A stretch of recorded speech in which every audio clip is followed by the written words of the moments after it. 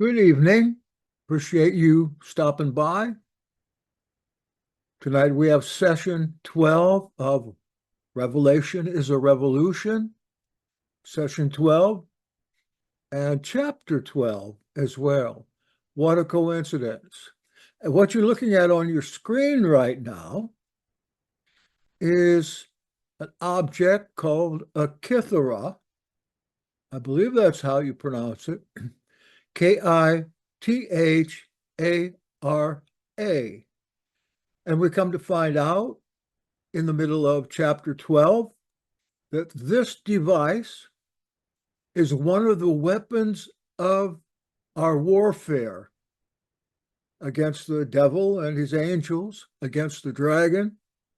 This is at least what was used by the messengers to fight against the dragon in the sky. And here it is, a kithara. Cool.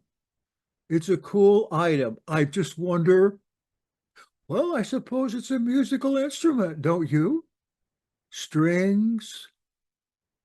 Look, it's electronic. Is that a wire that goes to the amplifier?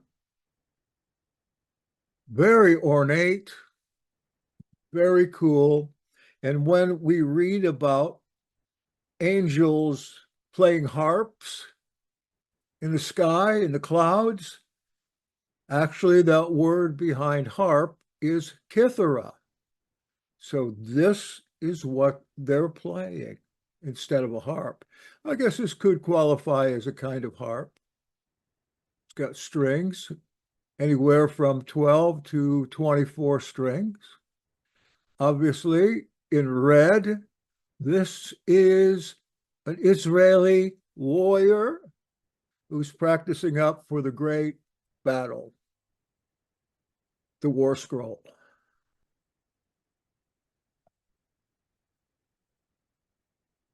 So here we are.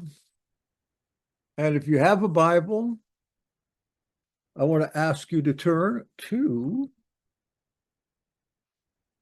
Matthew 13.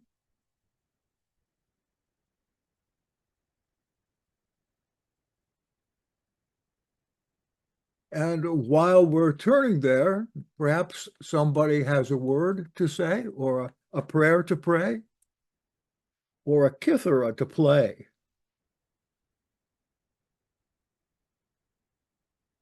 I have a guitar.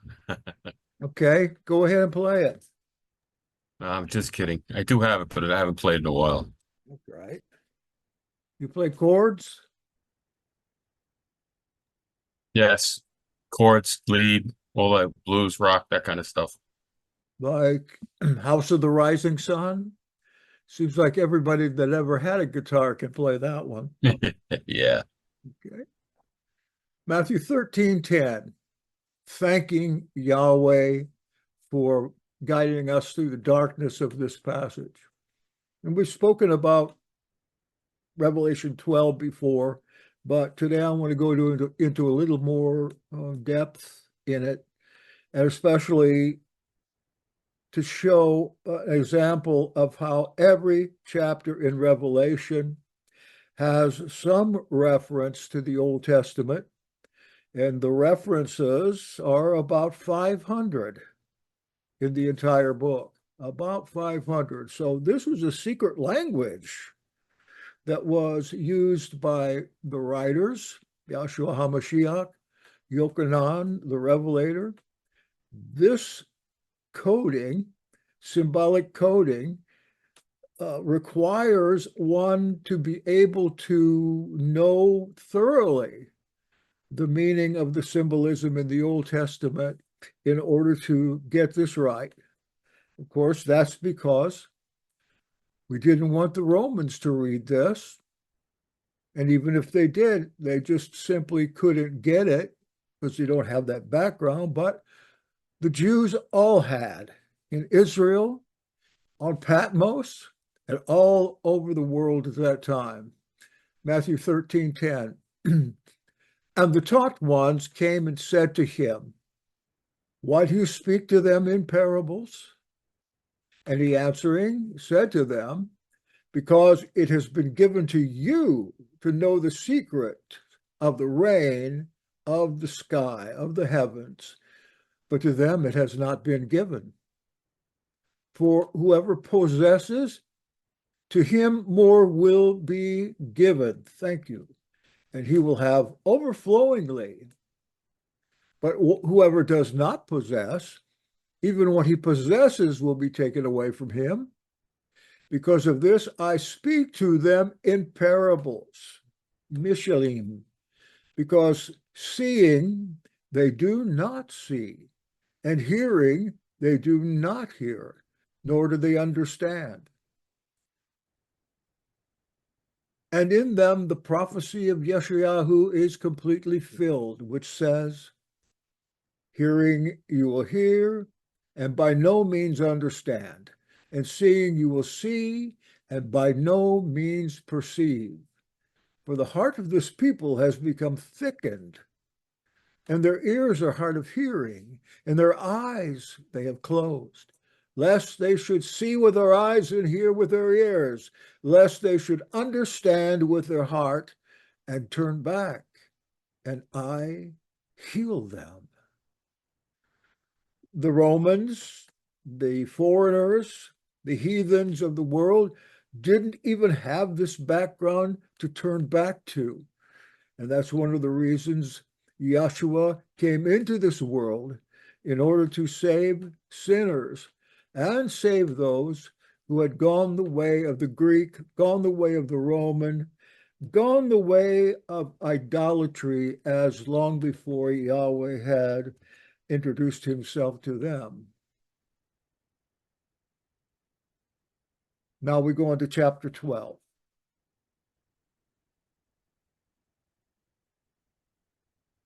And I want to go back a little bit here, but it's a very important part, if not the centerpiece of Revelation. I glossed over it a couple of weeks ago, and I mentioned it last week as well, but it's the allegory of the woman surrounded by the sun, or wrapped in the sun, or dressed in the sun, is as pertinent today as it was in 70 AD, maybe even more so today.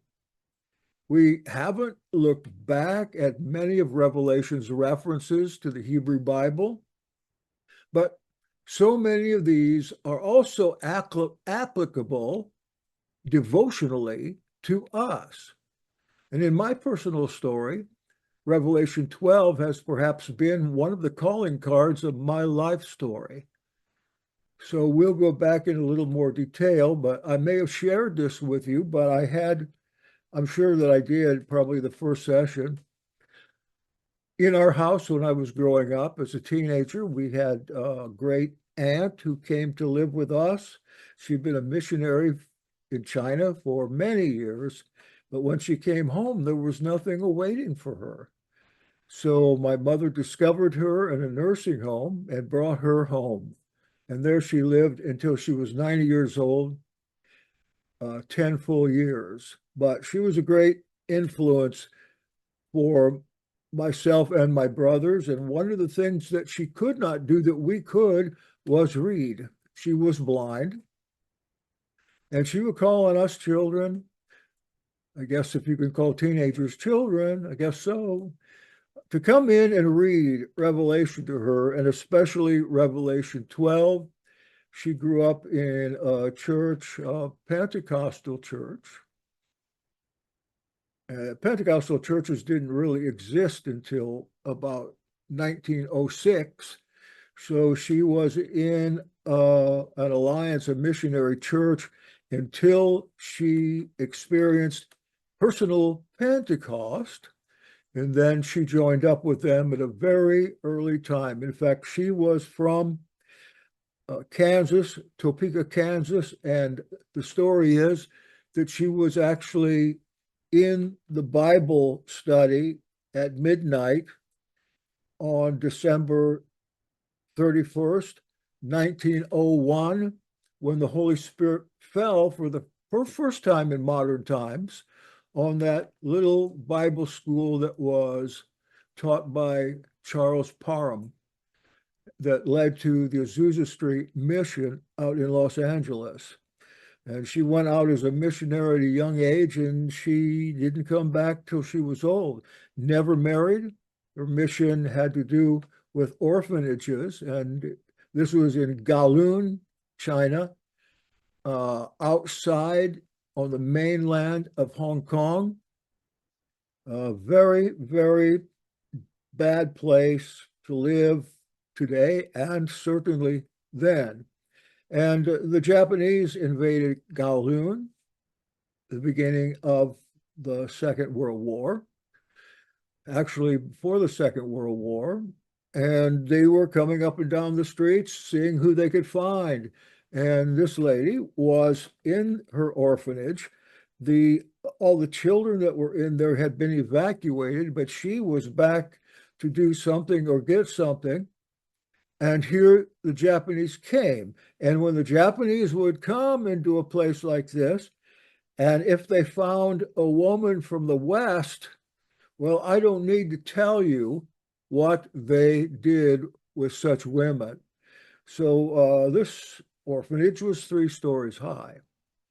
She told me that the Japanese came in, of course, the first story, and she went up to the top story, and there's nowhere to go from there. So she crawled into a closet where if they had opened the door, she would be perfectly visible to them. And she began to pray the psalm about being covered with his pinions, feathers, under his wing. I'm not sure where that is, maybe Psalm 91 or you know. And she could hear the Japanese coming through the building on the 2nd floor and then entering the 3rd floor. And there she was, just waiting for something horrible to happen to her, waiting and hoping for her quick death because she knew where she was going to be after that. And they came up, guns drawn, into the room that she was hiding, and they began to search this room. She was in the closet. They came and opened the closet door, and she saw them there, 3 Japanese soldiers with guns drawn, looking, but not seeing her. They looked right at her, but she was covered with Elohim's pinions, and they didn't see her. They turned back and they left. I believe that story.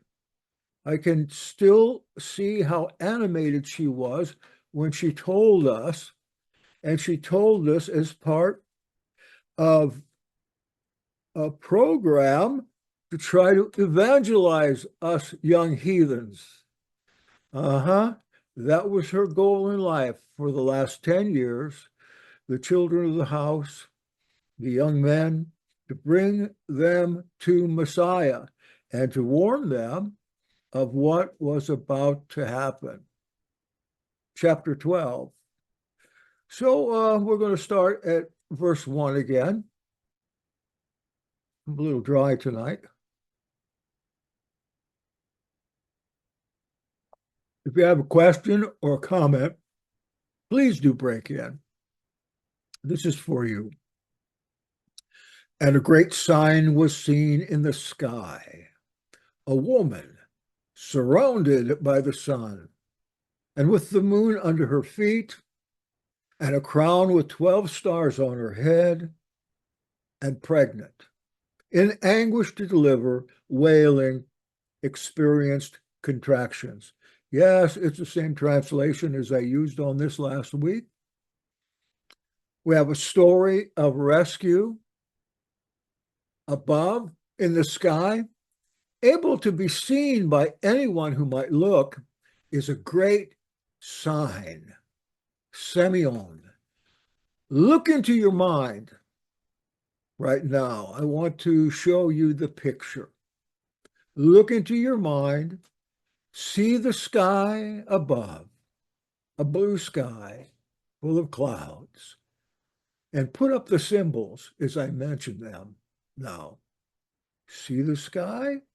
blue clouds, you see it. First, we place the sun and moon above in that sky.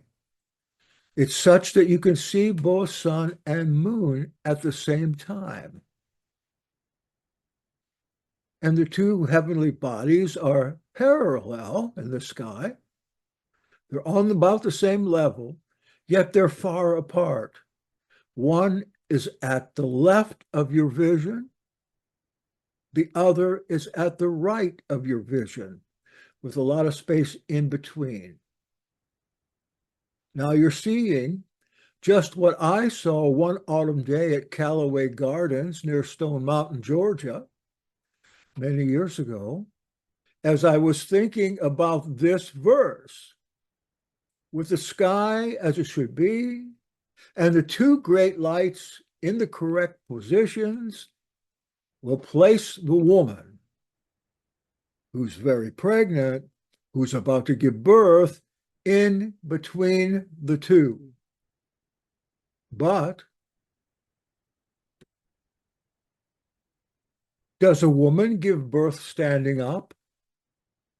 Not normally, not normally.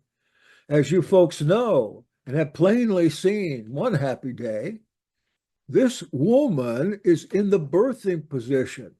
She's on her back. I try to find a picture of the woman on her back, getting ready to give birth. I thought certainly there'll be one someplace to put up. But no, I did not see any. What other position would she be in? Put her into this picture lying down with the sun in the position of a pillow. Move the moon beneath her knees, which are bent to accommodate it. Despite her supine position, she's wearing a crown, a Stephanos, with stars on it, stars like diamonds shining. So put a crown on her head now.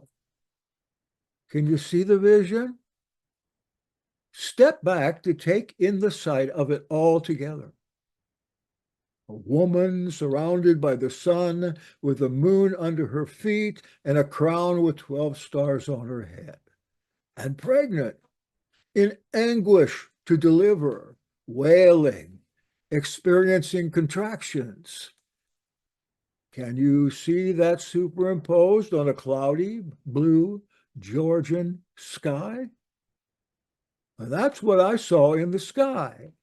Whether it was there or not, I can't say, but it was laid out that day at Callaway Gardens for me in the sky above, and I never forget its position or its significance in my life. So can you see it?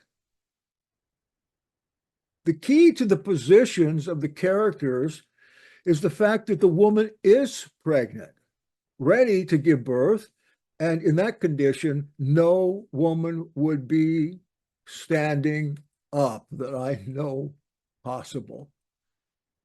The sun and the moon, they're representative. They mean times and seasons, the passing of time. The sun's a little higher than the moon, with the woman lying in between. Some say these symbols are used to denote a part of the Mazzaroth constellations. I have heard that this picture signifies Virgo, the Virgin. I think if that was so, we'd have a clue, but we have none. At least not for that constellation that I can find in the text. And besides, the woman is not a Parthenon, is not a Virgo, but she's said to symbolize any number of things and people, including the Virgin Mary. No. Elohim's people? No. A bunch of others, including the church? No. Again, we have to look to the prophets to understand what the woman signifies, especially in this particular position. And according to the secrets, the woman is true Israel. True Israel. And if you designate this woman as true Israel, then the rest of those characterizations are just simply not needed. She's true Israel, the true vine. There's a false Israel and there's a false vine as well. Once barren, once deserted, now her shame is about to be taken away if she can bear it. She's about to bear a child. The reason we say true Israel is because of a prophecy in Yeshayahu, Isaiah 54, as 1 through 8. Let me read a little bit of it. Maybe you could turn to there. If you've got your screen up, why not just pick up the New Living Translation? At least they say it's a translation, and read along and see how different this particular translation at this time is the ISR, is then the Living Translation or whatever you're using. Sing, Isaiah 54, 1. Sing, O barren one, you who did not bear. Break forth into singing and cry aloud, you who have not been in labor. For the children of the deserted one are more than the children of the married woman. Enlarge the place of your tent. Let them stretch out the curtains of your dwellings. Spare not. Lengthen your cords. Strengthen your stakes, for you will break forth to the right and to the left, and your seed inherit the nations and make the deserted cities inhabited.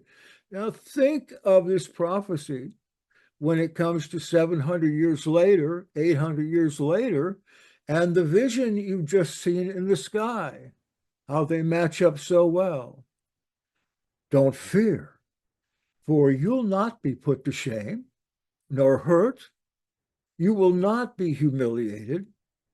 For the shame of your youth you will forget, and not remember the reproach of your widowhood anymore.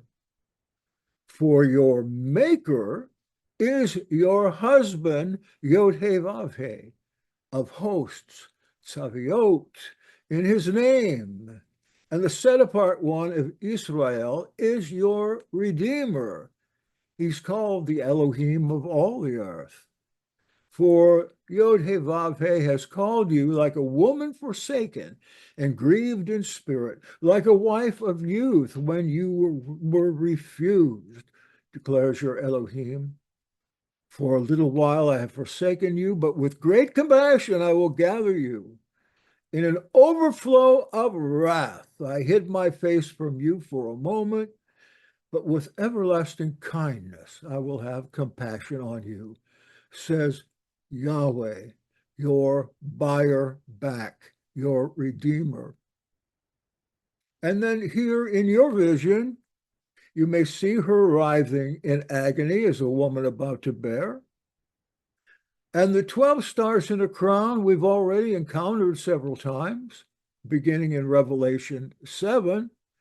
The stars represent the 12 tribes of Israel, the offspring of the woman, the offspring of true Israel. Can you see the whole picture now in your vision? I hope so. Now we can go on. Verse 3 of Revelation 12. And another sign was seen in the sky, and look, a great red dragon, having 7 heads and 10 horns, and on its heads 7 diadems. Well, we figured this out several weeks ago when we did chapter 13. Notice I've been going in topics rather than in the chronological history of the book, primarily because Revelation is not in chronological time, but kairotic time. That is to say, I think, and a few others do as well, that it was serialized and that part after part was sent out into the dispersion of the Jews and sent out one after the other over a period of several years. So we have now in the vision coming a great red dragon, red being the color of blood, and its tail. It's pulling down 1/3 of the stars from the sky, and it threw them into the ground. And the dragon took his stand in front of the woman, the one about to deliver, so that it might eat up the little child when born. Okay, so the sign, the big red dragon, red is a symbol for blood. What is a dragon? And in the original language here, at least what the original that we have, that word is actually dragon. Jumping back to the Hebrew word, this translated the same way, which is tanin. We're given the usual bunch of monsters, but here we have a clue as to which tanin he's talking about. For this one has a prominent tail. So what we may have here is not Behemoth or Rachel, but Leviathan had the tail, which is also called a tanin in the Hebrew Bible. Leviathan is described in Job 41. It's a story of Leviathan, Liwithan, translated.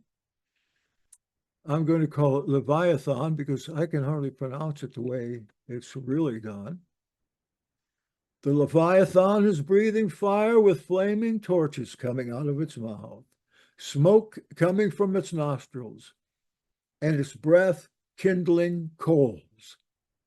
Some scholars argue that an extinct creature may have been able to do these things. Some Gnostic creation myths, which were very popular at the time Revelation was written, that is, in mid to late first century, say that Leviathan has a double layer of armored scales. They're so close together that no air can get through. Others say that Leviathan was fluorescent, with eyes that emit a dim light and skin that glows, especially its flippers. So this is a very, very formidable creature if it is Leviathan, and it appears to be the devil's mightiest disguise. 7 heads and crowns, 10 horns, and a tail mighty enough to cast myriads of stars, which are demonic, rebellious entities, to the ground, actually into the ground, as it says. And here we find the dragon at the posterior of the woman, waiting to eat up her child as soon as it arrives. Is that a reference to what King Herod the Great did in Bethlehem, sending forth troops to destroy all the children of that area that were from birth to age 2? That's one of the most heinous stories in the scripture, to have all the children in that county to be killed. And of course, they did find there a well, an ancient well, full of the bones of children. However, this well and the bones in it were carbon dated to long before this time. So we see that that area certainly must have been where they worshipped Moloch and killed their babies, sacrificed their babies to Moloch or some other ancient Canaanite god in order to assure their crops of coming up well in the particular year that they sacrificed. What a horrible, horrible practice. Not much different than now. In fact, since abortion became illegal on a federal level, there have been more abortions than even before it was illegal on a federal level. This, our people just simply don't know, is one of the great sins spoken of all over the place in the law, in the Torah, a sin of murder. And if it was any worse, murdering one's own kin, one's own progeny. Why can't people understand this? Because of that dragon. That dragon and the evil angels that he sent down here to earth have been on a pogrom, a killing spree of these children ever since that well was filled up in Bethlehem. Ever since then. And now people are just simply blinded to it. They can't even feel shame, as Jeremiah says. So the third of the stars, of course, correspond with the rebellious angels. They're cast into the ground to cause havoc, and they're still here.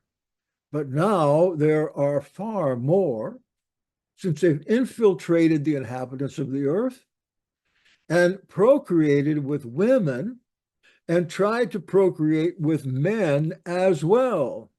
We've learned just lately in the last few years that men can get pregnant and men can have children naturally. And those who insist this is true are followers and relatives of the demons. And some are sons and daughters, even our sons and daughters, and not a few. It's baffling. But we can see here that something that is inherently morally corrupt, inherently, I think we're given already a sense of morality and right and wrong that shows this has got to be wrong, yet people are flaunting their sin right before the face of Elohim. They're taking their stand on the sea and very happy to be known as immoral people. 5. And she bore a son, a male, who was destined to be a herdsman. Maybe your Bible says shepherd there, with an iron rod to all the nations. And this child was seized up. Seized up, rapio in Latin, where we get the word rapture.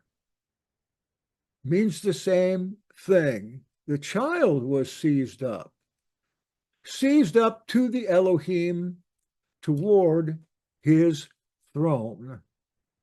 So the woman, true Israel, gives birth, according to the entire book of Revelation, is Yeshus Christos, who is to become not a dragon's dinner, but a powerful herdsman and guardian, that is, a cross between a shepherd and a strong, strong ruler, just as Elohim has described in Psalm chapter 2, which reads like this: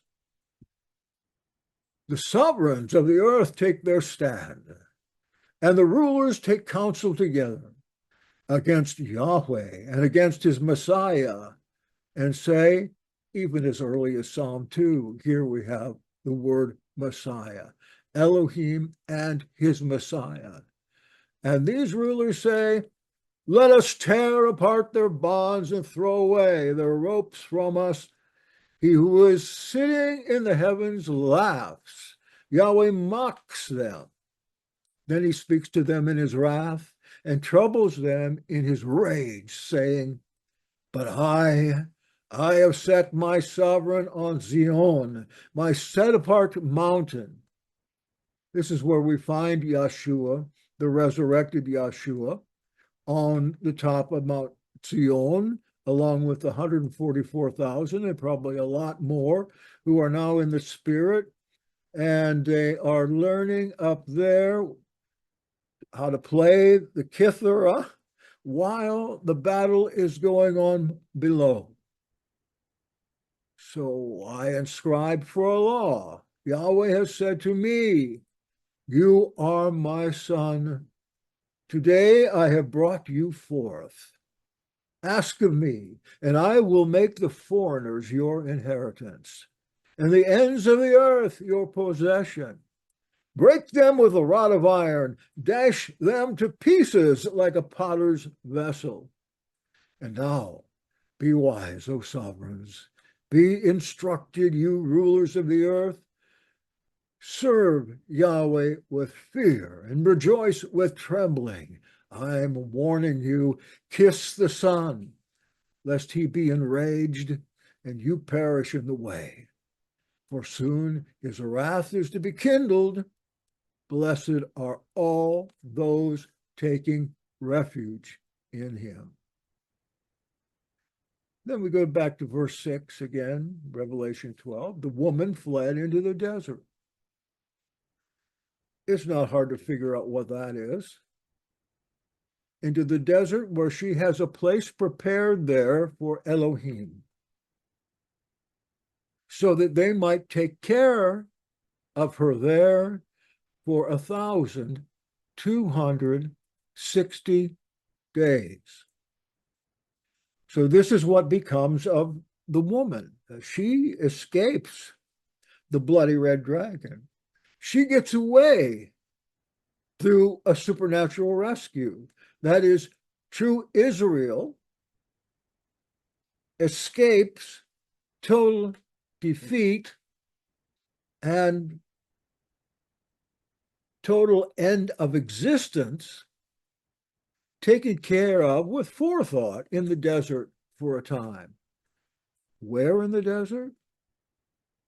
At this time, the text is only talking about her being hidden. While the earth itself is swarming with the mad demonic Nephilim and Gibborim that the dragon has cast down, fallen angels. So many that some were forced to take up residence in pigs and hogs and dogs just to find a warm, bloody place for a time until better digs could be infiltrated, as we find in the next verses. That is to say, so many of these things were there by Yeshua's time that all that was left was pigs, dogs, octopuses, there we go, that they could inhabit. Everybody that could be inhabited was inhabited. And the demons we read about in the gospel that went into the pigs wanted to go somewhere else. And then Yeshua says that when these guys are cast out, they go through their own desert, trying to find that warm, bloody place to inhabit. You got to find someplace. That's why we have what people consider to be ghosts these days, or the spirits of their departed loved ones. When the body dies, the demon that inhabited that body, demon or demons, they go wandering through dry places to see whom they can inhabit next. And if it were possible, they will go this makes sense, to whoever's the close relative or somebody in the family where there's room for one more. And you've seen its seances, which have been proven many times to be fake, but you'll see these things speaking through a medium or just out of thin air and telling things about the departed relative that they are inquiring about. And many times, what they are saying is actually fact. How they're describing that loved one is true. How they describe that relationship between the departed and the one still living is correct. Why is that? Because that demon or demons are still wandering around. They're still hanging around the family. They're still hanging around their old friends. They're not ghosts. They are not spirits of the departed. They are nothing more than demonic entities that have infiltrated the people that have died, leaving them with no home. They still feel that their home is with a family. They stay around. Maybe they'll find another place. Maybe they'll just wander, wander, wander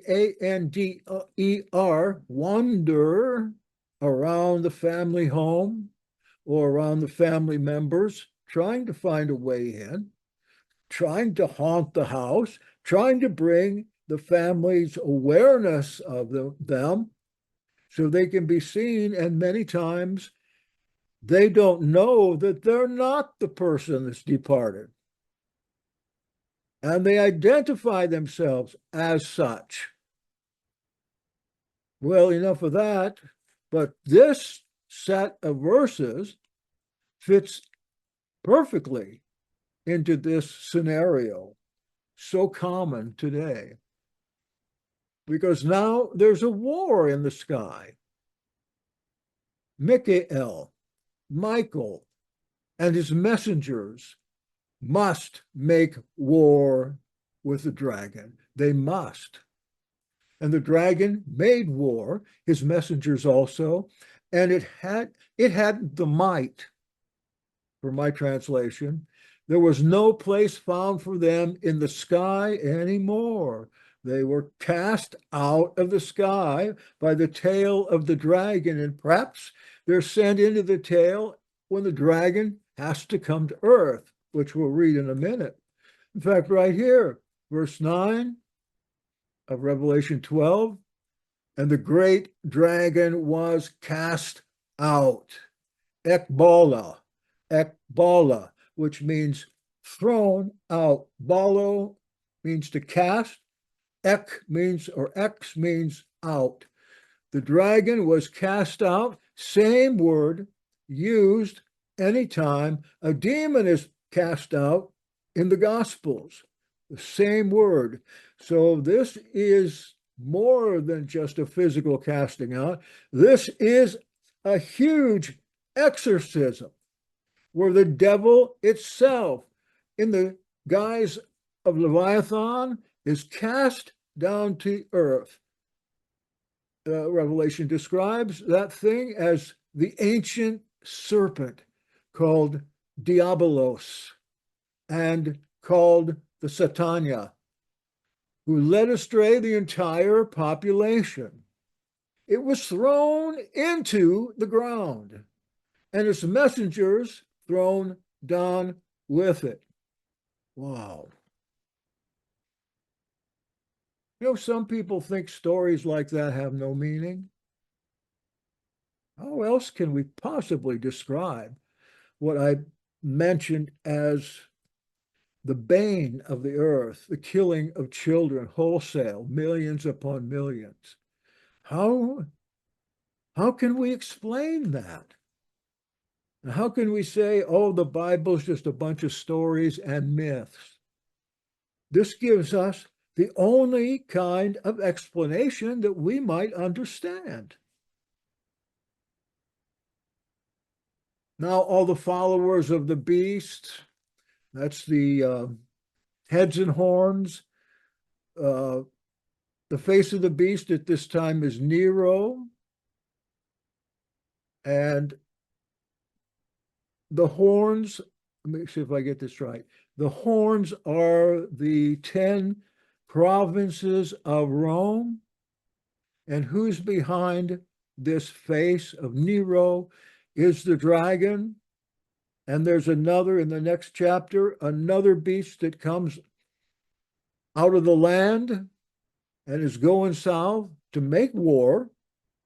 And while the war is going on in the sky, and it's witnessed to have been seen by Josephus and perhaps 1.5 million other people who happened to be there at that time, as the devil comes down, we see the beast coming down into Israel to start tearing that entire country up and to go from the top to the bottom to Jerusalem finally, wiping and destroying everything. That is what really happened, but we see that also as a parable for what's happening to our land. The very same thing.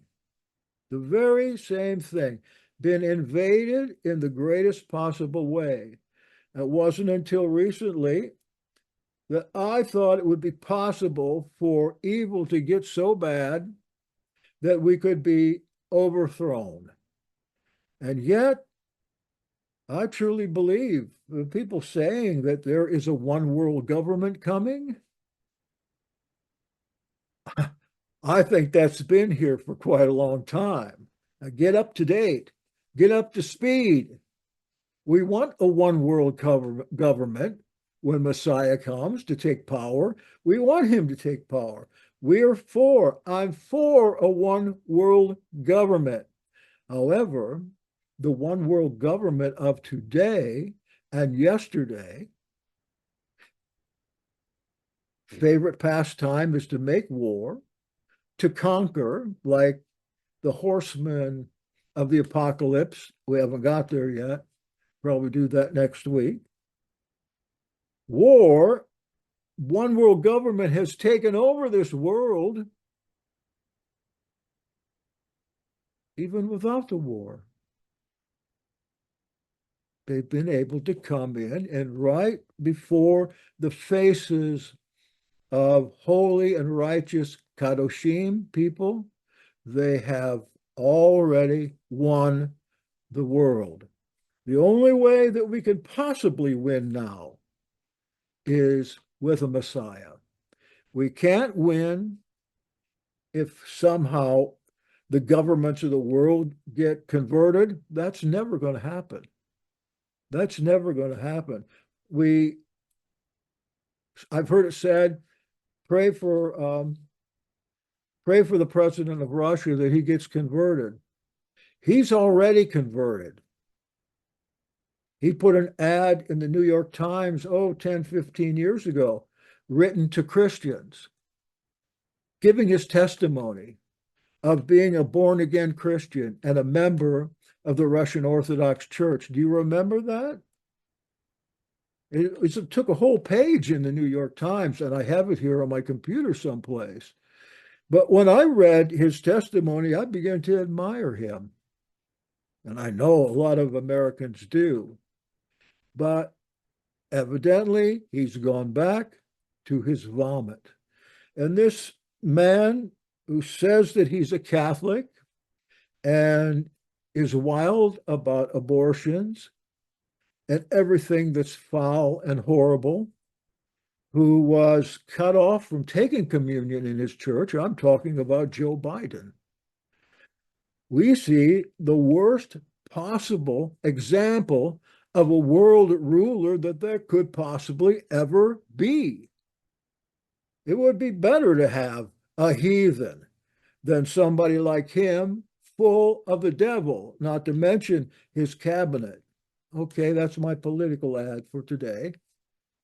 That's my political ad, but I haven't voted for any Democrats since Jimmy Carter.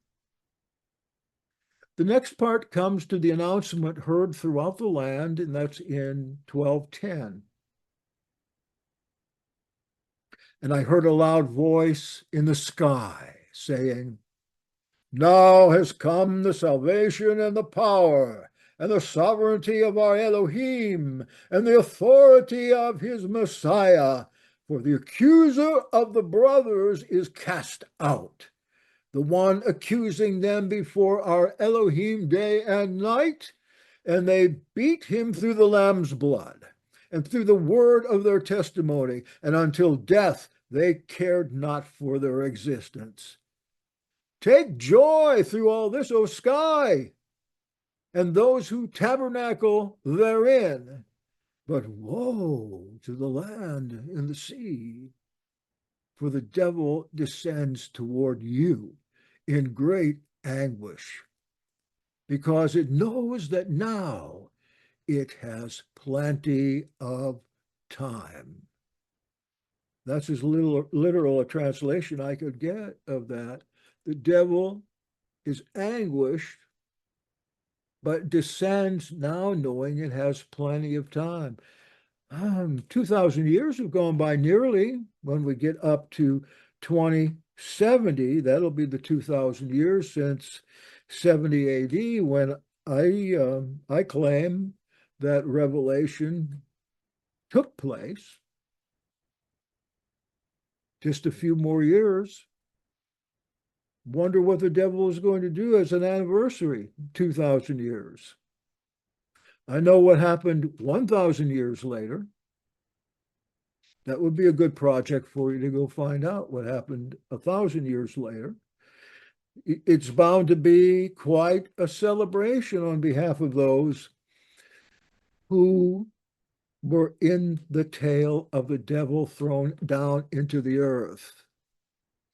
The devil descends toward you, land and sea, in great anguish, angst, anger, wrath, because it knows that now it's got plenty of time. True Israel, holy Israel. One thing we learn from this is that Israel is us. That song you sing, Marcel, now and forever, we are Israel. I have a notion to play that right now because it's so true to the fact that here we are Israel, and we find ourselves in a very supine position here as being subject to all this maltreatment and brainwashing that we are today. The forces of the earth are now the forces of the dragon, pursuing humankind in the greatest and most devastating war Israel has ever endured for 6,000 years. We're thinking of Israel, the secular, but also Israel, the spiritual. And my friends, you can't be biblical and deny that you are not part of Israel. And you can hardly be a biblical person and deny that Israel is an emanation of holy Israel, of true Israel at an earlier time.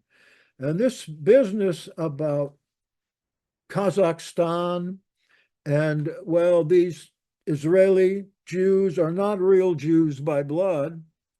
They just converted from being heathens back about 1100 AD, and that's who's come down to Israel. They're not really Jews, they're Ashkenazis. They're not Sephardim, the real Jews.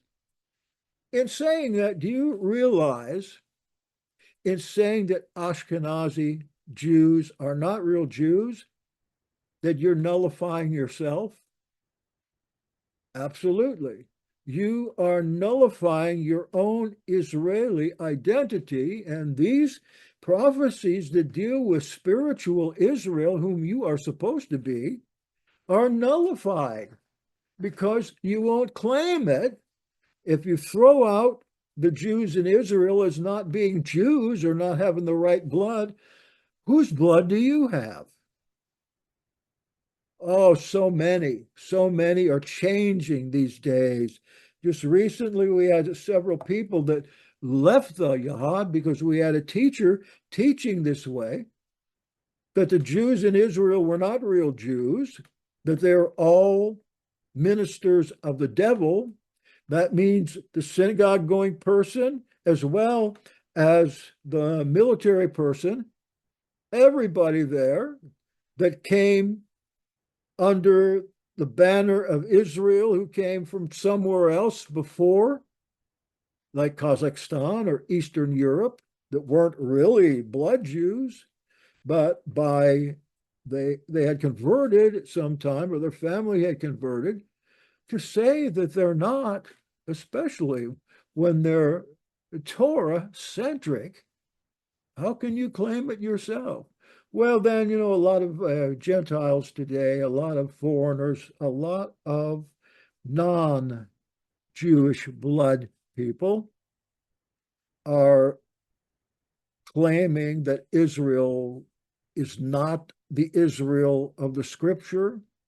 Okay, if that's not the case, who is? If that's not the case, if there isn't a true and false Israel, where? What value is the Bible?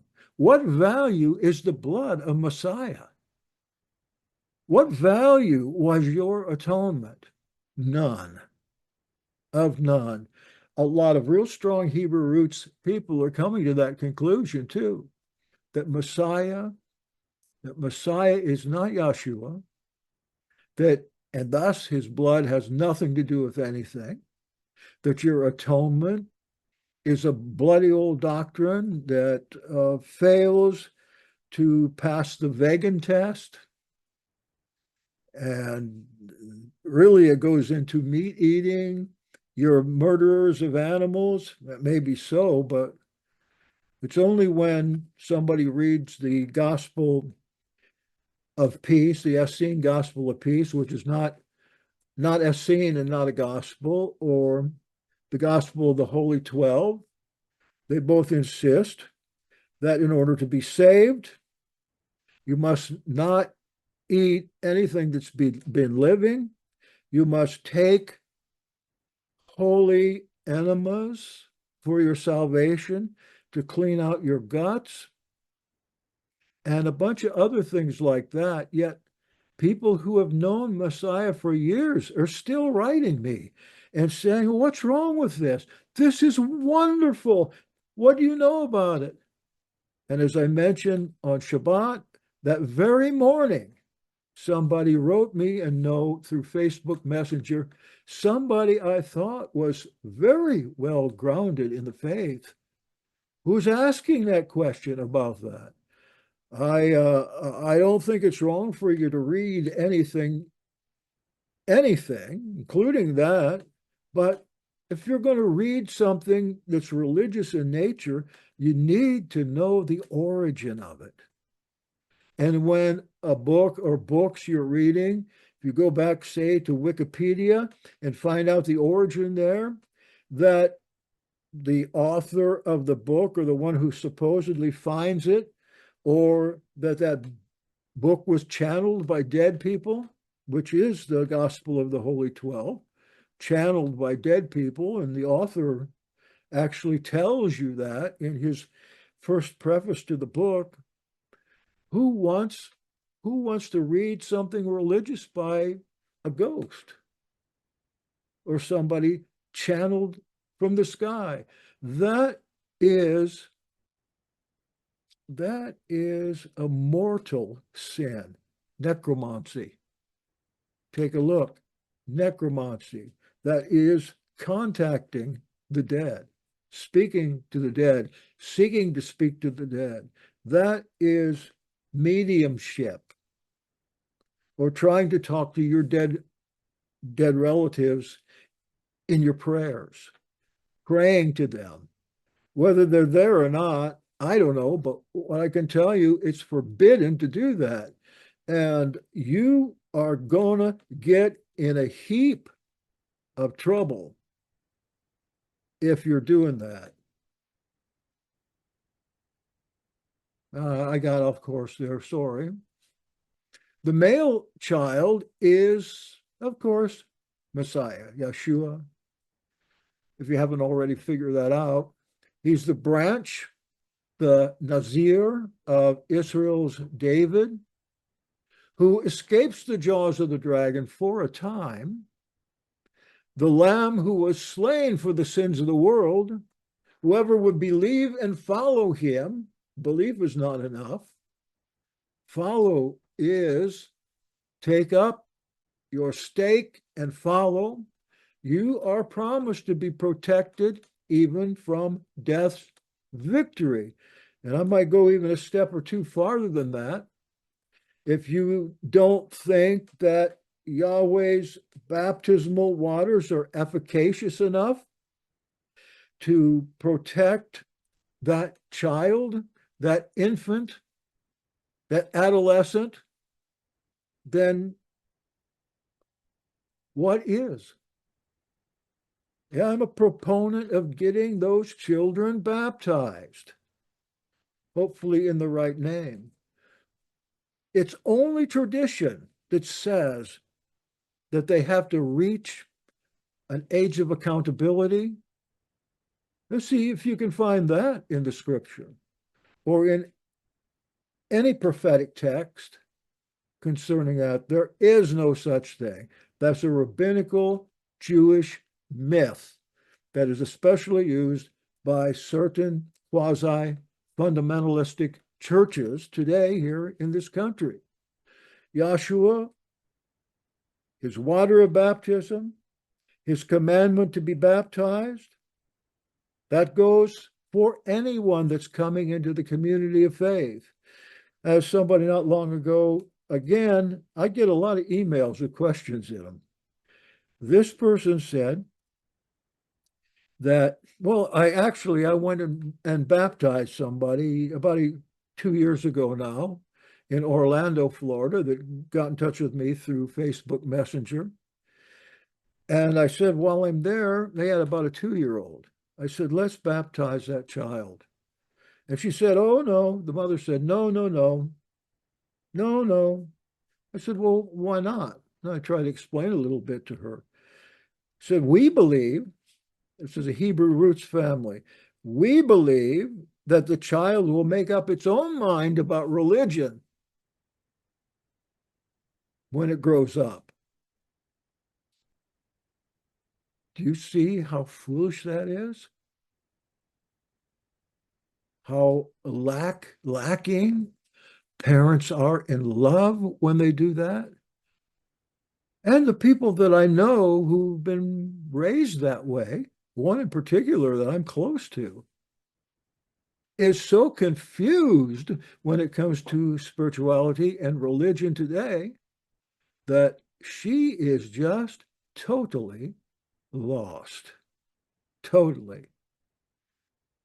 If your minister won't baptize that child, call me. I will do it, and I'm qualified to do it, and I have baptized a lot of kids. What else do we have to supernaturally take care of these kids through these years? That is it, baptism.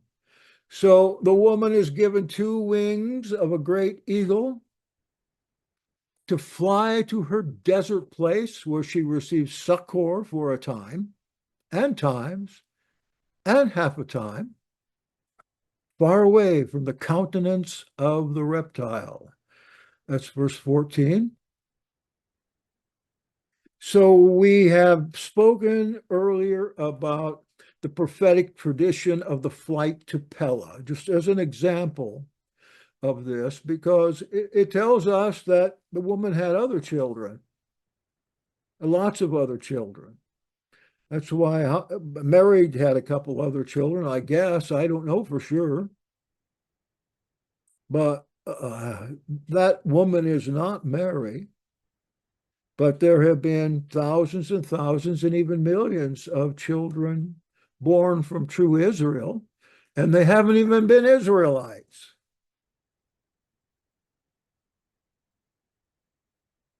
The flight to Pella, I guess it was 2 weeks ago, we went over that pretty detailed. Remember the map to the caves and the pictures of the town or city Pella in the Decapolis outside of Israel in Syria, just east of the Jordan River?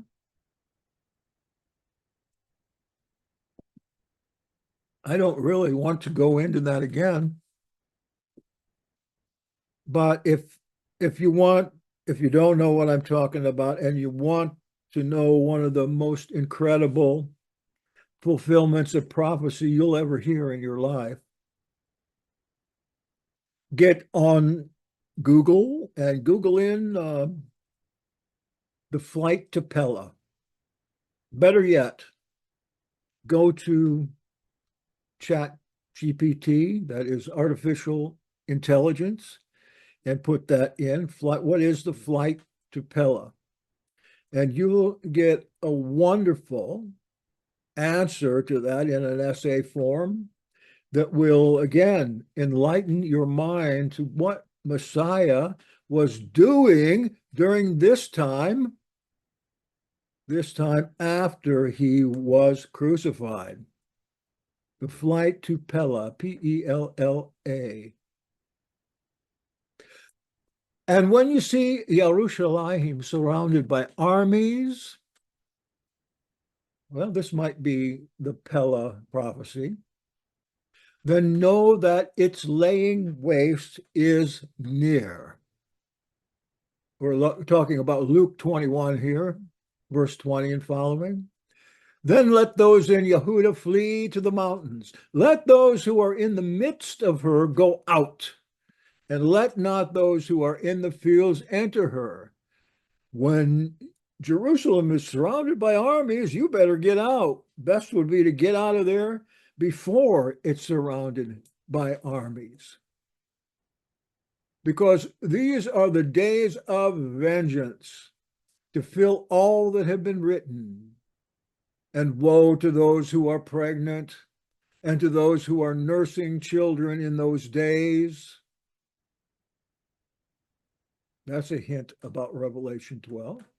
For there will be great distress in the earth and wrath upon this people, and they will fall by the edge of the sword and be led away captive into all nations. And Yerushalayim will be trampled underfoot by the foreigners until the times of the foreigners are complete. All right. That's right out of the mouth of Yeshua. And this is the very thing that we are talking about when we speak of preterism. This happened, and it happened between 66 and 73 AD. Jerusalem was surrounded by armies. This surrounding is what happened in the time of Gallus Cestius or Cestius, who was commanded by the beast Nero to accost Jerusalem and capture it in 66 AD. And that was what actually the action that started the Jewish revolt, 66 to 74. Now, let me give you an example of one of these essays from AI, artificial intelligence. I use it a lot for things I don't know. And of course, I always check it.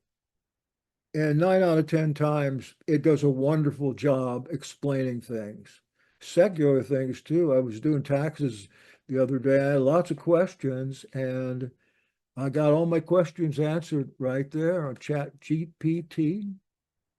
But this is not Antichrist. This is not of the devil.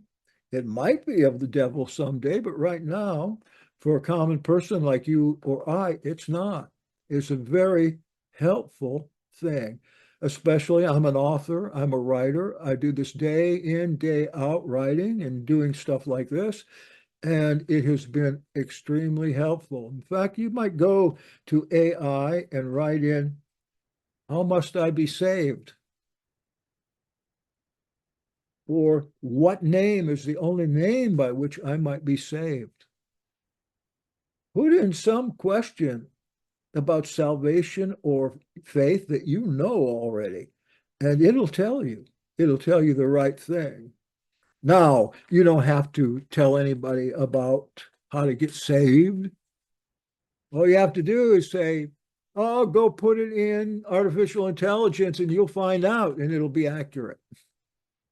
So here's a little essay about Gaius Castius Gallus, the general, the proconsul of Syria from 63 to 65. He led an army of over 30,000 men into Judea in September of 66 to restore order at the start of the First Jewish-Roman War. His army included Legio 12 Fulminata, 12th Legion, detachments from 3 other legions based in Syria, 6 cohorts of auxiliary infantry, and 4 alai of cavalry. Those are other legions, but not from Rome. He also had 14,000 allies from King Agrippa II and other client rulers. Gallus Castius' campaign began successfully, and his army quickly took towns and villages near Ptolemais. That is where Titus and Vespasian, the land beast, brought their armies and met up and destroyed Jaffa. They also advanced on Galilee, where the capital, Sepphoris, willingly accepted their forces. However, Gallus' force was reduced when detachments were sent to occupy Galilee and the Judean coast. He then turned inland to subdue Jerusalem, but eventually ordered a retreat, possibly due to bribery or fear of being caught in the hostile country with winter approaching. The retreat quickly turned into a rout by the zealots. After this, the opportunity may have arisen to escape. Titus, the general who would be the agent in the destruction of Jerusalem, offered that anyone who wanted to come out of Jerusalem before he destroyed it could come out. And we assume that this was the time the Nazarenes escaped. And that's what the flight to Pella is all about, the escape. Jerusalem comes in surrounded by armies, and you heard so much. And then unexpectedly and without an explanation, not only do the troops leave Jerusalem that were sent there by the beast to destroy it, not only left the place, but on the way up to Caesarea, their headquarters, all these men were destroyed by these so-called freedom fighters, the zealots, the Israeli army, so to speak. What an escape. Well, that's just an example of artificial intelligence if you want to know something. I'm sure that I put in there, after the first answer I got on this, I will probably put, can you go into more detail? This is pretty detailed. 15. And out of the mouth of the reptilian poured water as a river after the woman, so to cause her to be carried away by the flood. Again, water is significant of crowds or people or turmoil. Something like the ocean, it can't be stopped. When there's a storm on the ocean, it can't be stopped. Or a hurricane, you can't stop it. There's nothing else you could do. So this woman is carried away by a flood of water. But the ground helped the woman and opened its mouth and swallowed the river that the dragon had cast out of its mouth. The earth itself is helping out here. I don't know whether that means the people or some governmental authorities. I don't know who helped them except perhaps the messengers of Yahweh. So in 17, the dragon was infuriated over the woman, and it went off to make war with the rest of her seed. That's us, because it describes the rest of her seed as those keeping the Elohim's commandments and having the testimony of Yahshua. Is that what you're doing? Well, I don't know whether you're keeping the commandments or not. One is a Sabbath commandment, that you hallow the Sabbath, keep it holy, 2 things that day, that you do not work, that you do take the opportunity to rest, and second of all, to attend a sacred convocation, a meeting with like-minded others. And if you don't know where there is one, or you don't want to go out of the house, then do one yourself with your family, or come online with us on Saturday at 11 a.m. That will fulfill your Sabbath. And oh, well, I mean, Elohim lets you get by with all kinds of things, but there are penalties for this. There are penalties such that even this commandment makes it to the 10 Commandments, number 4. Those having the commandments and regarding the testimony of Yahshua, those are the 2 witnesses, the 2 congregations of Revelation 7, also found in chapter 1, and even at the end of the book, the 2. We remember that the rest of her seed was the complete company of the 144,000 at that time, and these people had to be physically killed to possess their spiritual bodies and join Yahshua on Mount Zion, saying that the dragon ended up, the chapter, standing on the seashore. It sets us up for chapter 13 again, where the 2 beasts, sea beast and land beast, are introduced. Next chapter.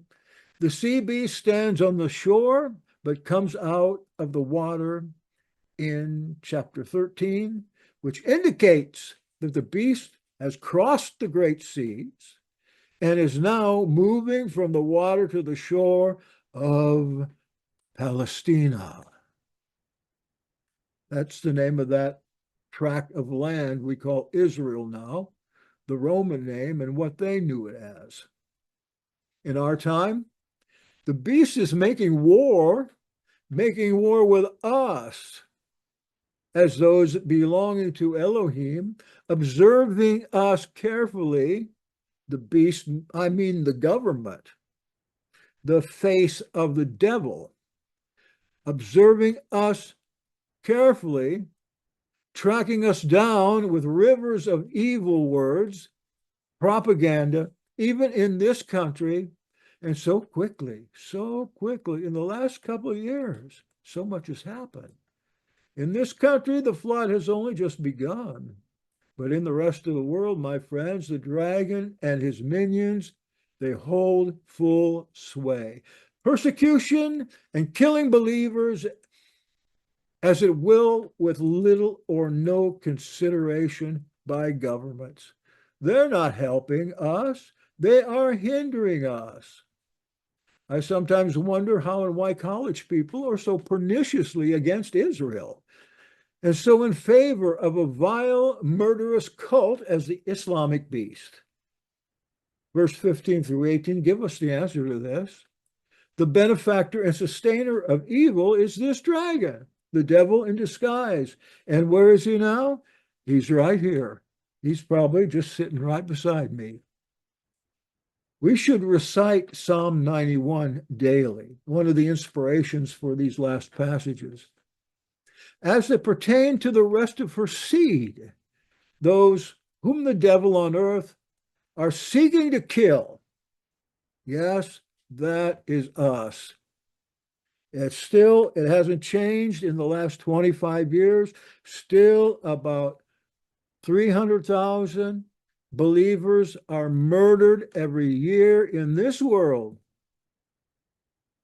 300,000 every year because of their faith, and especially in beastly countries like Pakistan, or as Obama calls it, Pakistan. It gives us strength. It reminds us who we are in these chapters, who has jurisdiction over us, and what we could do if we only would. Now listen to a little of Psalm 91. He who dwells in the secret place of the Most High, who abides under the shadow of the Almighty. He is saying of Yahweh, my refuge, my stronghold, my Elohim in whom I trust. For he delivers you from the snare of a trapper, from the destructive pestilence. He covers you with his feathers, and under his wings you take a refuge. His truth is a shield. His truth is armor, just like old Aunt Myrtle in the closet. You're not afraid of the dread of night, of the arrows that flies by day, of the pestilence that walks in darkness, of destruction that ravages at midday. 1,000 fall at your side, and 10,000 at your right hand, but it does not come near you. Only with your eyes you look on it and see the reward of the wrong ones, because you have made Yahweh my refuge,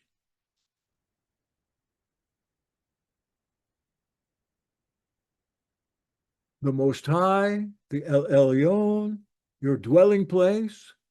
No evil befalls you, and a plague doesn't come near your tent, for he commands his messengers concerning you to guard you in all your ways.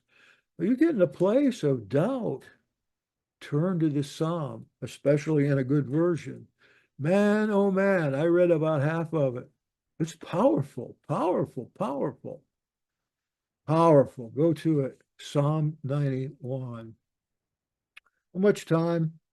7 minutes. So there's another amazing sign in the sky when it comes down to chapter 15 of Revelation. We did 13, we did 14. Now we're on 15 in the same vein.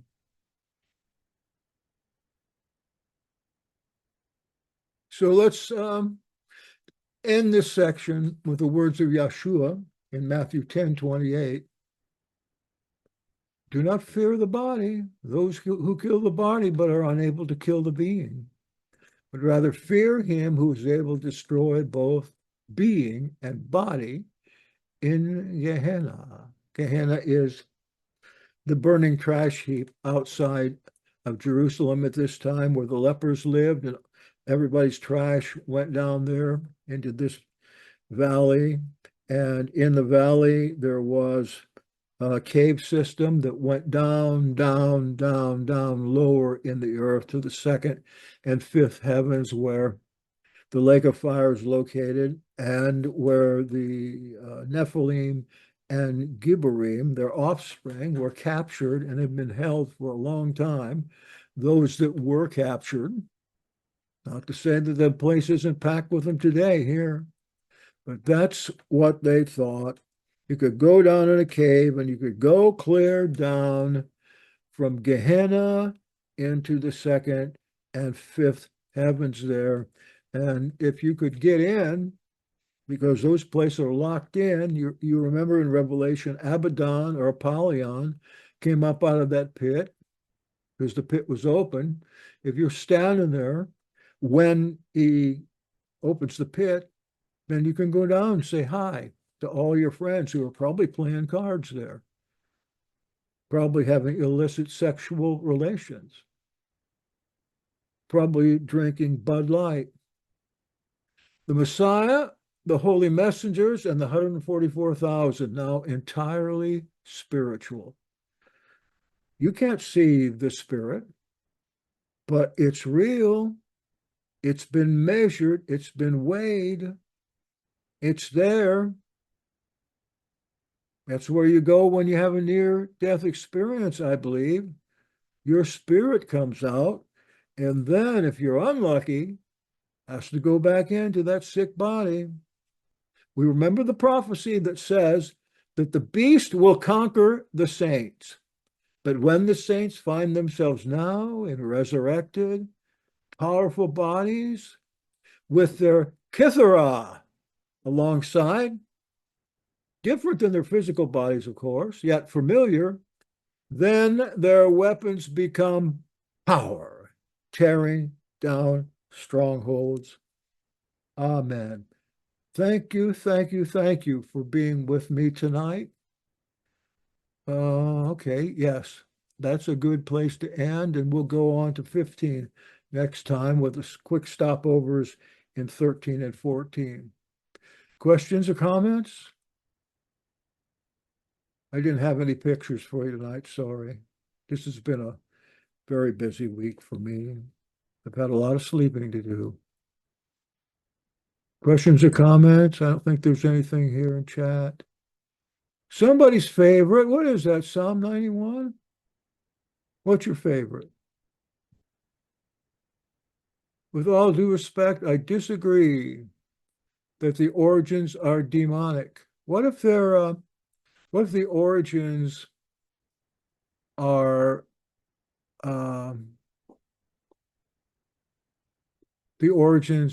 holy? I only base that on a lot of research that I've done. I've heard ex-Luciferians and Illuminati, Yeah. talk about how they manipulate technology, and I also am in the technology space, and I've met some high-level executives, and they surely aren't the wonderful people that you might think they are. So, Well, so I think they get a lot of these designs from that they with their little black hoodies, in their demonic conversations. And I think it's you're communicating with I think you're communicating with spirits, the demonic spirits. But that's just me. okay, I wonder, they said that it's not the machine as the operator. It's not the technology, but it's what humankind does with the technology.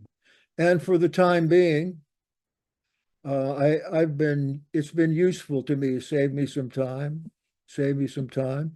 Like at church, the last few Sundays, preachers railing against the internet, worse sometimes than others, against Facebook and whatever else is on there. He doesn't know even what's on there. So I haven't yet told him that though the devil uses that, we use it too. We've got 5,000 subscribers to what's good, what's honorable there. Let us use it to bring people like you and me to a higher degree of understanding. Let's use it until it's gone. Now, that's kind of the way I feel about artificial intelligence right now. Yes, I've used it a lot, but I've only used it, well, primarily for questions that I have, and it's always been accurate. What they do with it, I don't know. But if they're going to exploit it, by golly, I'm going to exploit it for the kingdom as best I can, for as long as I can. But see, we have a Holy Spirit. And what that does, it's a filtration system. And you filter your answers through that, and it doesn't seem right. No, you say, that is not right. I'm not using that because it's not right. And if it's wrong, and if it blasphemes the Father, like this hologram that's spoken of in Revelation, then that's the time to dump it off. It's not time to dump off the internet yet. Maybe not artificial intelligence, but what would be great is if you'd prepare prepare a message about that. Think about that. Prepare a message about it. And when you get a chance to speak, anytime now, provide us with the background that we just don't know. Okay? Oh yeah, that would be great. Yeah, and I agree with you though. We have to temper it. You know, whatever comes in through the ear gate, eye gate, and you know, we gotta see if it's like you said, filtered through through the spirit. I agree with you because it's like everything else we do in this earth. You know, we have to and look at it from a biblical worldview of what's. Absolutely. But Absolutely. I'd love to prepare something for that. So yeah, let me know when you want Yeah. me to do it. Well, we've got a lot of people that talk about artificial intelligence as being evil while they, with their children, play a Ouija board or call their spiritual friend, their psychic friend, or are superstitious as well. They say one thing's evil, this is not. It's not evil because I'm doing it. And I got the Holy Spirit. I would doubt that, definitely. You've got to be aware, Paul, you got to be aware. You've got to be having your spiritual eyeglasses on, like I do in this picture. Amen. Thank you. That was real good. Do put it in such a form that if you can't do it, we'll get artificial intelligence to put it into an essay form and pass it around. Make a track out of it. Love it, man. Okay. Thank you, Finney. I'll be talking to you in the next day or two, Jean Finney. So, sayonara, and may Elohim's blessing be poured out upon you that you can doubt no longer this week.